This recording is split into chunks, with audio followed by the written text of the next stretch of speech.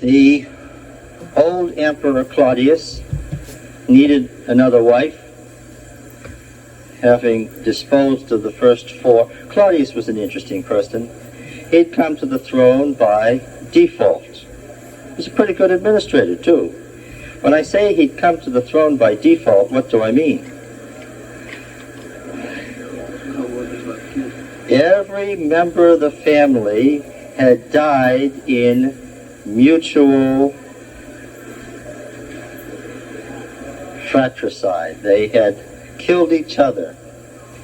And when the Praetorian Guard entered the new palace, because two emperors had built two opposing palaces facing each other on the Palatine Hill, they found not a single male member of the emperor's household alive, but that poor old gentleman, Claudius. Well, Claudius was largely assumed to be an imbecile. And the Praetorian Guard decided to put him on the throne to have a puppet to run the empire through. But the moment Claudius, weak and trembling, sat down on the throne, he opened his mouth and did something that people had never heard him do before. He said things, and he said them without stuttering. And he said that he had feigned his imbecility in order what? Yes, to save his head. And now they found out that they had quite a capable and learned emperor. For several years, things ran smoothly for the empire, and not very smoothly at all for the emperor himself. He went through his four wives, and his fourth wife murdered her predecessors. And no competition that way. There never was a fifth one because they all knew what? To make any advances toward the emperor, she made it clear, what? Would soon result in death. The Roman philosopher and historian Seneca said the most amazing thing about Claudius was he was free of vice. The folks couldn't figure it out. He had one wife at a time. And he actually stuck to that wife. No concubines, no male prostitutes, no drunkenness. He actually spent his time at the Senate proposing and disposing, and spent long days judging Roman citizens. And after 6 or 7 years, things became so normal in Rome that there were lots of folks who were very unhappy. Agrippina decided that it was time for her 19-year-old son to become the emperor. So, what did she do with her husband? She asked him to abdicate in favor of her son, and he said no, that Nero wasn't ready. She asked him to formally adopt her son, and he said yes. And once he adopted Nero, what did you know about Claudius's lifetime? It was going to be what? Very short. Less than a month later, Agrippina fed him some mushrooms. He immediately went into spasm, and he lasted 12 hours, and he died in agony. And everybody knew what? Agrippina had done her husband in, and the Senate named the son emperor, the adopted son. Adoption was a great Roman symbol. And in fact, adoption we don't hear much about in the Old Testament, do we? But in the New Testament and in Paul's writings, we receive the adoption of sonship. Remember that phrase from Paul? That's because it was frequently the case that Roman families, great Roman families, would adopt their slaves into the household and make the slaves the heirs. It was a Roman custom that Paul was referring to. And here the custom happened right in the emperor's household. Can you imagine it? Oh, you remember this famous statement? Nero said that mushrooms must be the food of the gods because Claudius, by eating mushrooms, had become a god. Claudius would not allow worship of himself. But Nero, what? Nero immediately required it. He soon grew tired of his mother's hectoring, and she told him in public that he was only emperor because she had put him on the throne, and he was going to do what she told him to. She occupied one of the palaces and he the other. So what was his solution to this problem? Yes, he had her murdered and had the Senate proclaim a day of thanksgiving to the gods because he had been saved from this wicked plot of this evil woman, his mother. The reason that she had been having this last fight with her son was he wanted to divorce his wife and have her put to death in favor of his favorite concubine. The mother thought that this was inappropriate, and that's how she met her death. Well, the Senate got the drift of things. If this was a person who would murder his own mother, what did they soon decide? Yes, and those senators that absented themselves from the Senate to show their dissatisfaction with him never made their way back to the Senate. They began to die and their lands be confiscated. And finally, about 2/3 of the Senate that he inherited had died. Various deaths at his hand. He emptied the treasury. All the money that Tiberius and Claudius had built up in the treasury, and all the great works that Claudius had had in process, fell into desuetude as Nero spent money on, what's the name of that chain of food stores in Boston? This was the great complaint against him. Bread and circus. Yes, bread and circus. He didn't like any of the palaces because the rooms were too small. And so he conceived this plot that I described last week. The plot against the city itself. And finally, he conceived of this risky idea. Now, we only have the records of those who disliked him.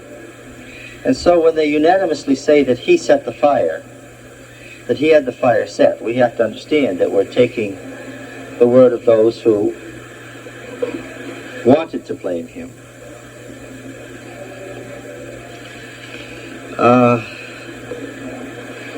And remember I told you he hit upon the idea of blaming the Jews, the Jewish leaders. Claudius had banished the Jews from Rome on one occasion, but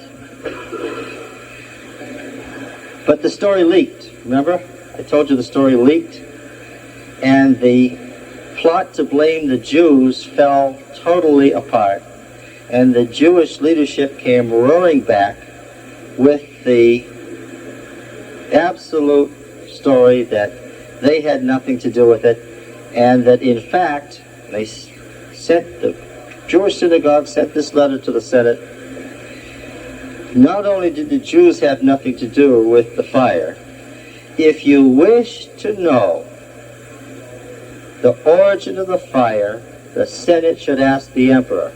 That's what the message they sent to the Senate. Now this was very embarrassing, and of course there was a great outcry, and the senatorial class sensed the shift, and the Senate did something it hadn't done in several years. They sent a message to the north of Italy. They called for the legions to come to Rome. Now the emperor realized that this was a very dangerous situation. He was ruling by terror. And when they weren't terrorized enough, and when they called for the legions, he began to be afraid. Therefore, to stop the rumor, Nero substituted as culprits and punished with the utmost refinements of cruelty a race of men detested for their evil practices and commonly called Christiani.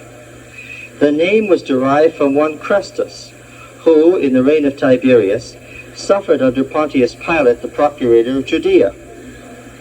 By that event, the sect of which he was the founder received a blow which for a time checked the growth of a dangerous superstition.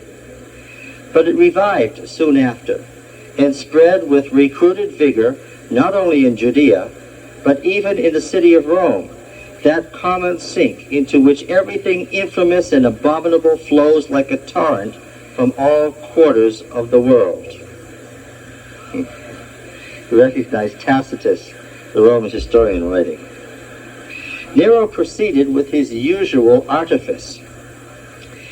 He found a set of profligate and abandoned wretches who were induced to confess themselves as guilty. And on the evidence of such men, a number of the Christians were convicted, not indeed on any clear evidence of having set the city on fire, but rather on account of their sullen hatred of the whole human race. They were put to death with exquisite cruelty, and to their sufferings Nero added mockery and derision. Some were covered with skins of wild beasts and left to be devoured by ravenous dogs. Others were nailed to crosses. Numbers of them were burned alive. Many, covered with inflammable pitch and oil, were set on fire to serve as torches during the night. At length, the brutality of these measures filled every breast with pity. Humanity relented in favor of the Christians. All right, now, when did all this happen? This was the year 64 A.D. Now, to what event were Christians generally looking at this time?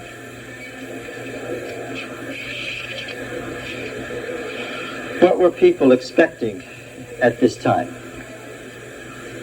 Why?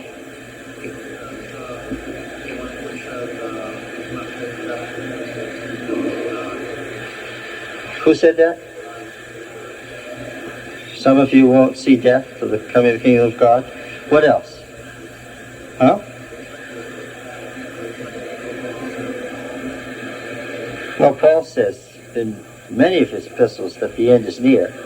What else? What other reason might they have had for this?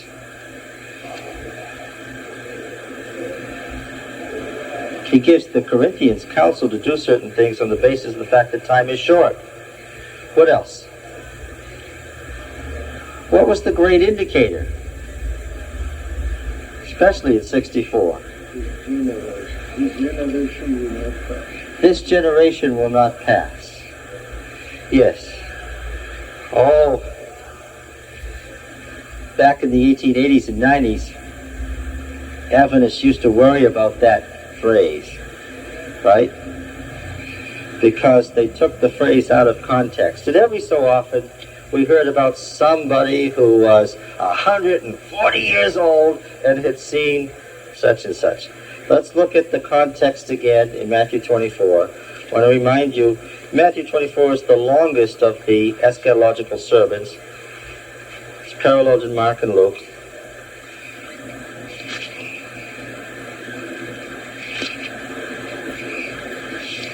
Be reminded of the event here. The first verse of Matthew 24 is the key. Jesus left the temple. and was going away when the disciples came to point out to him the buildings of the temple. Why were they pointing out the buildings of the temple? Because of this temple, the largest temple in the world. Right?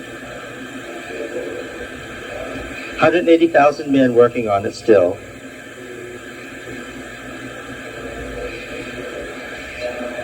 "47 years in building and not complete." Something that Herod the Great had conceived and to please the Jews and play the role of the son of David, and that had long outlived him, right? And had become part of the foundation of the Roman world, the Jewish temple, economically and socially, right? So that when he said, "You see all these, do you not? Truly I say to you, there will not be here one stone on another that will not be thrown down." What does that mean? What is that about? What is it about? Well, what was Jesus predicting? Well, no. He was not describing both, but we must understand the disciples. He said, "There will not be left here one stone on another that will not be thrown down."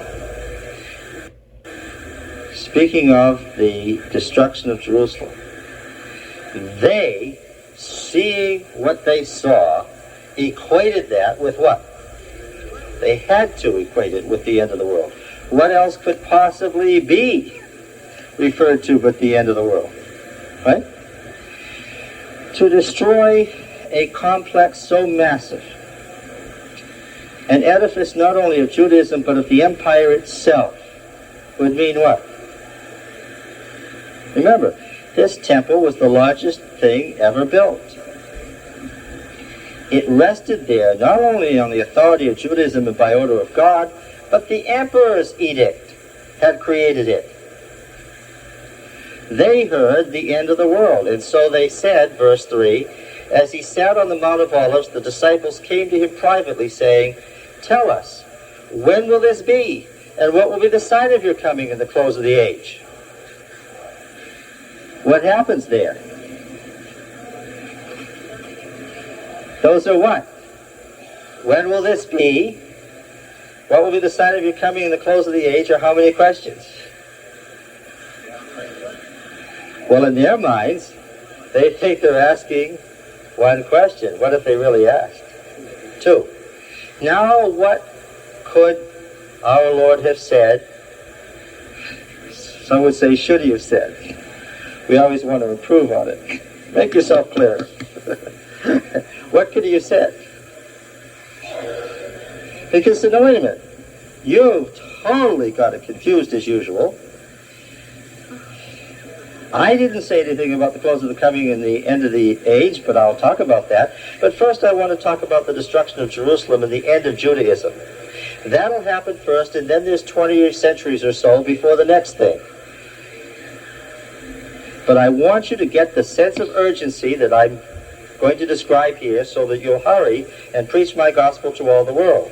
But there are those 20 centuries in between. And how would that have worked? Historically, that would have been fine, and psychologically what?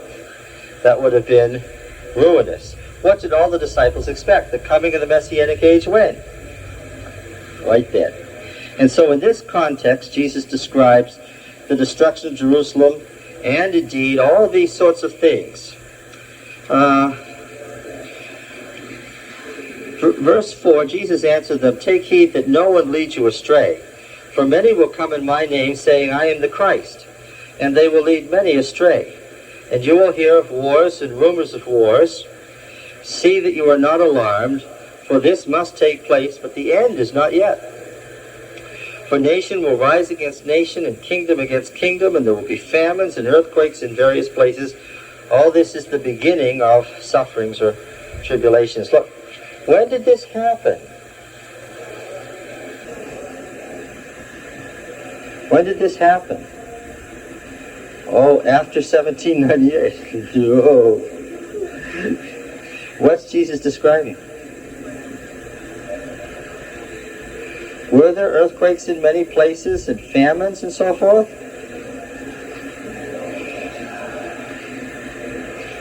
Claudius was actually beside himself. Why?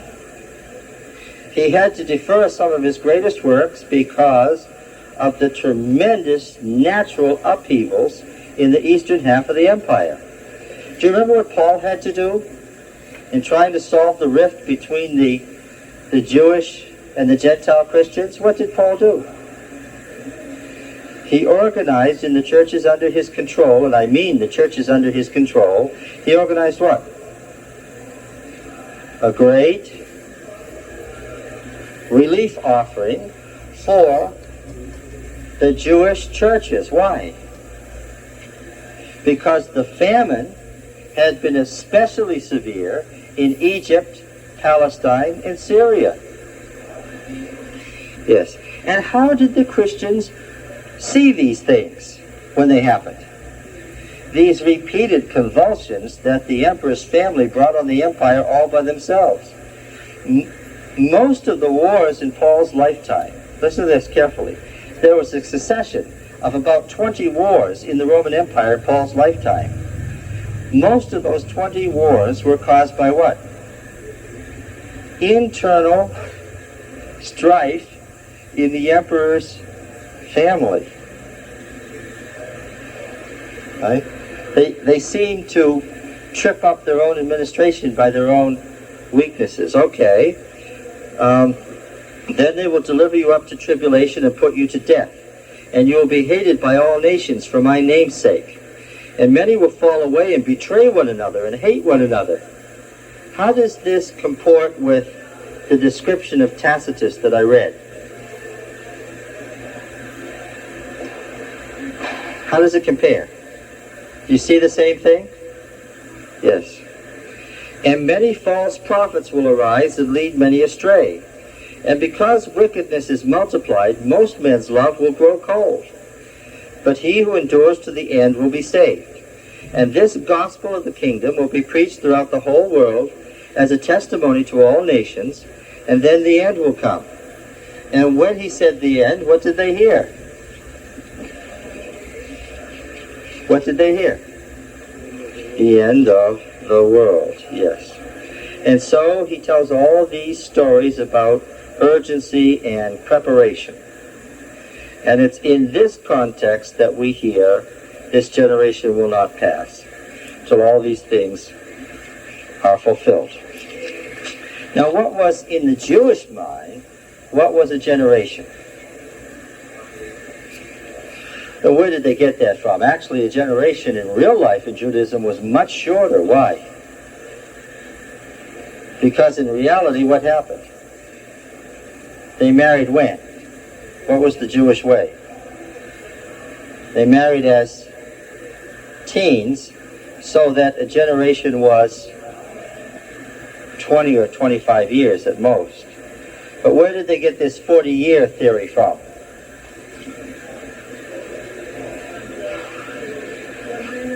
Yes, for the wandering in the wilderness. The generation of Moses, 40 years before they entered Canaan, became a theological symbol, so that when they heard Jesus say, this generation will pass, what did they hear? They heard 40 years. Now, the chronology of Jesus and his ministry is much argued over, but we have a very definite chronology in Adventism because of the 70 weeks in Daniel 9. What year do we say Jesus died? What? 31. Yes. And so we run out the 70 weeks based on the decree of Artaxerxes in 457. We run them out in what year? 34. Now, if Jesus died in 31, when were these words spoken? What year were these words spoken, Virginia? Well, this was just before his death. So, what year is it? Well, 31, according to our Adventist understanding. And what's what then would be in the Christian's mind popularly? 31, you add 40 years, what? 71. Before 71 AD, what did they expect? Was anybody watching the clock? Paul refers to a number of these things. You know, Paul says, according to my gospel, on a few occasions. You remember that phrase? To whom was Paul speaking, and in what categories? Was he speaking primarily to Jews or Gentiles? Gentiles. That's very clear. Now, in the Gentile world, who did he address primarily? We say Greco-Roman all the time. Greco-Roman, right? But the thought categories were which peoples? The thought categories were which peoples? Greek or Roman? Greek, yes. The Romans conquered the Greeks so that the Greeks what?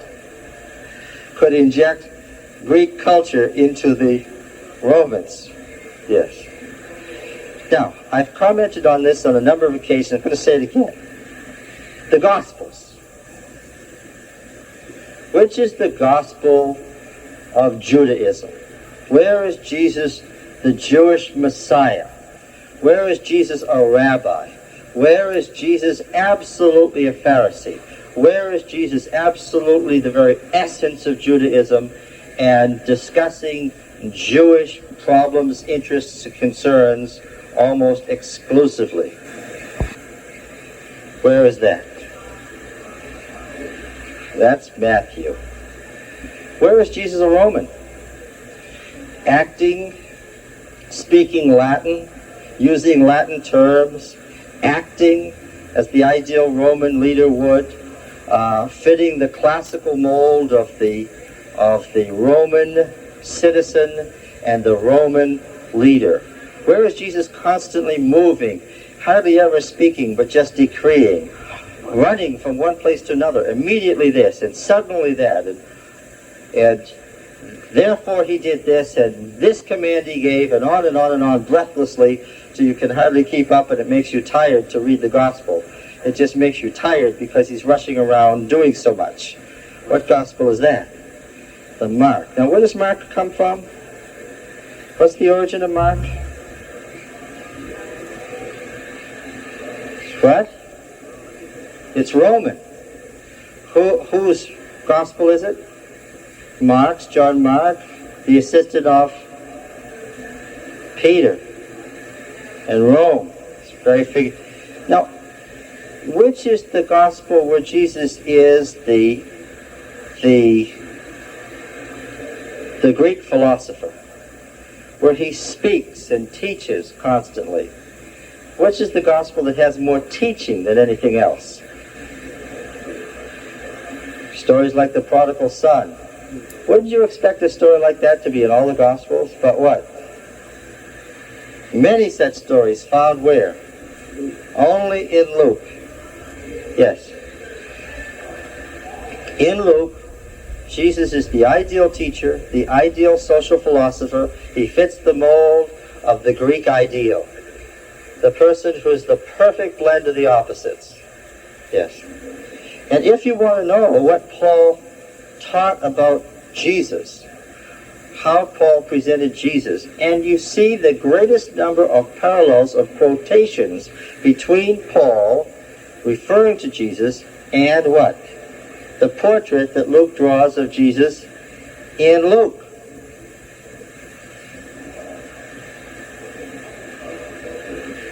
Luke was created for the Pauline churches as a way of teaching the Pauline churches about Jesus.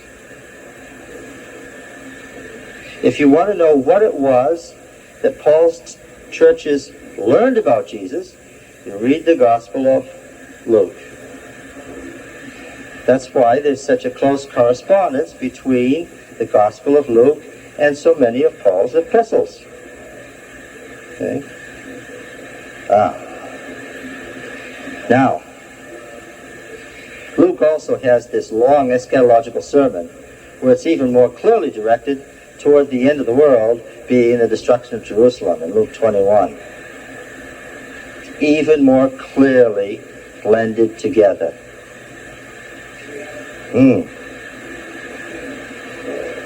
Of course, Luke has to do a little more explaining because Luke has much less Jewish content in it.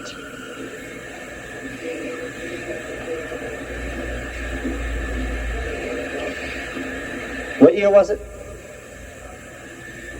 What year was it? 64. 64. By what year did they expect the end of the world? By that year. Because Jesus didn't say a full generation, he said what? This generation will not pass until all these things are fulfilled. By what year? 71. This was the summer of 64. Now, what was one of the last things that was referred to here?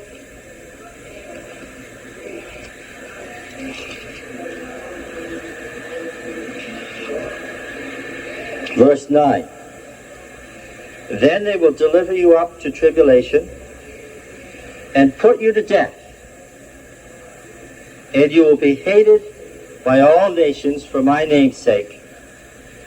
And many will fall away and betray one another and hate one another. And many false Christs and prophets will arise and lead many astray, and because wickedness is multiplied, most men's love will grow cold. But he who endures to the end will be saved. And this gospel of the kingdom will be preached throughout the whole world as a testimony to all nations, and then the end will come. So, when you see the desolating sacrilege spoken of by the prophet Daniel standing in the holy place, 64. What happened in 66 AD, less than 2 years later? This was the summer of 64. What happened in the spring of 66, less than 2 years later? What? Well, yes, the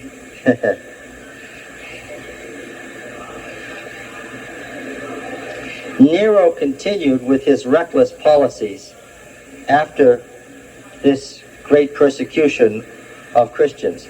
And the Neronian persecution, the believers saw as what? As the fulfillment of this prophecy.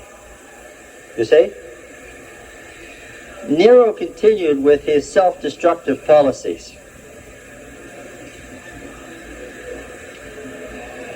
And there comes a point when even a dictator can't be abided by. And there comes a point when people say, I'd rather die. Okay, he's going to kill us. I'd rather die than what? Than continue with it this way. And it seems that the tide turned, and finally the Senate had it. And they called the legions for the north to come down. And this time they didn't relent when he sent them a threatening letter. They sent him a threatening letter back to stay in the palace. Not to leave the palace. What did he know? He knew it was over, and he knew that the one thing he better do would be what? Leave the palace. So he fled.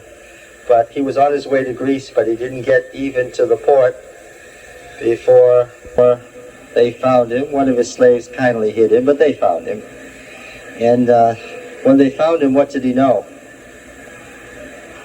Yes.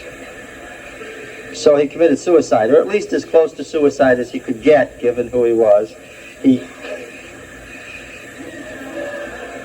had a dagger and he was going to kill himself.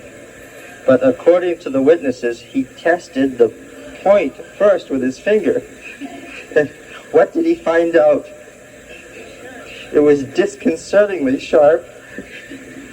So he couldn't do it, and finally he asked his slave to kill him, which is pretty as close to suicide as you can get, because he knew it was going to be better than what was coming. Instantly, the three Roman armies, the one that was on its way to Rome because of Nero's outrages, and the one in the east to protect the Eastern Empire, and the one in Africa to protect the South, all had a solution to the problem. They all named their general emperor. And what did that result in? Now the Roman world was really convulsed, because now there were three great power centers and three emperors with three huge armies clashing, and the Jews of Judea saw their opportunity, and what happened? Judea claimed freedom, and all Palestine was in an uproar of revolt immediately. When was this? This was when? In 66, in the spring of 66 AD, less than 2 years later. And when Judea was alighted, the last of the miserable Roman governors rushed the main body of his troops to Jerusalem. It was Passover season, and what happened therefore? The city was surrounded within the holy place by Roman legions.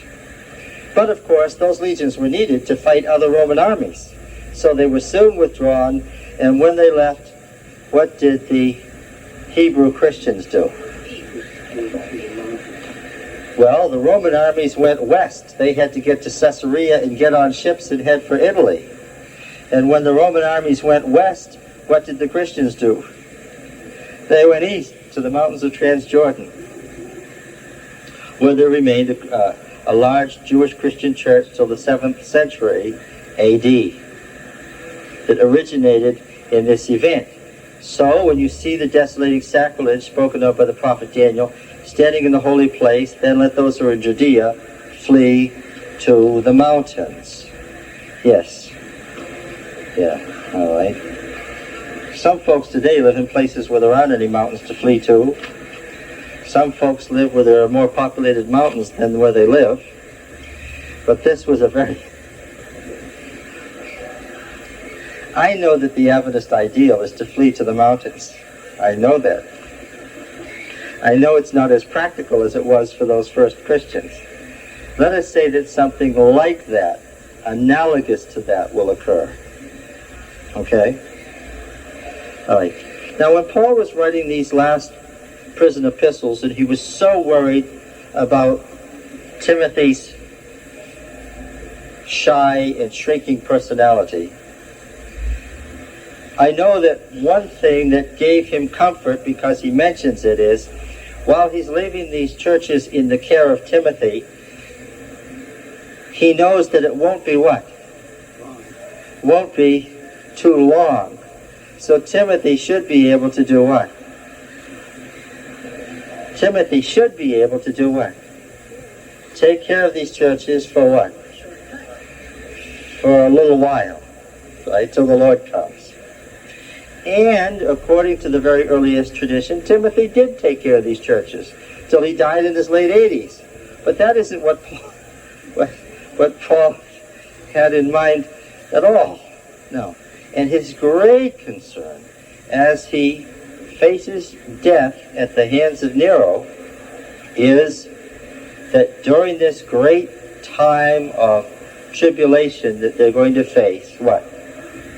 Timothy just won't be able to be strong enough to give the leadership that's going to be required.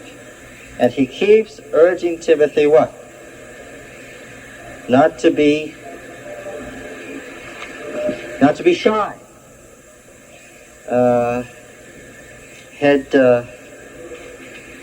Was Paul himself shy? What?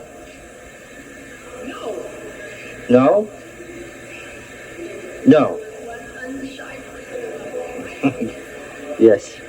Yes, no. He was not even in his youth, breaking on the scene, what is he doing? Christian sect is broken out in Damascus, what does he do? As someone with the wealth and the power of one of the 200 families in the Roman Empire that had citizenship, taking his seat that's owned by his family on the Sanhedrin, he doesn't hesitate to go to the chief priest and say, what? I want letters to Damascus to go get these people. He was already an apostle. He just didn't know for what yet. All right. He's also concerned about the ever-present heresies that the church has to face. Right? He warns especially about involvement in myths, particularly syncretistic Greco-Roman Jewish myths. Is that a danger for the church today? There's always somebody making up some new theology about the end of the world. Yeah. And that was rampant in Paul's time, because a sense of the end of the world breeds that, doesn't it? Yes, indeed. And that was one of his great concerns as he wrote. All right, we'll pick it up there. Thank you very much.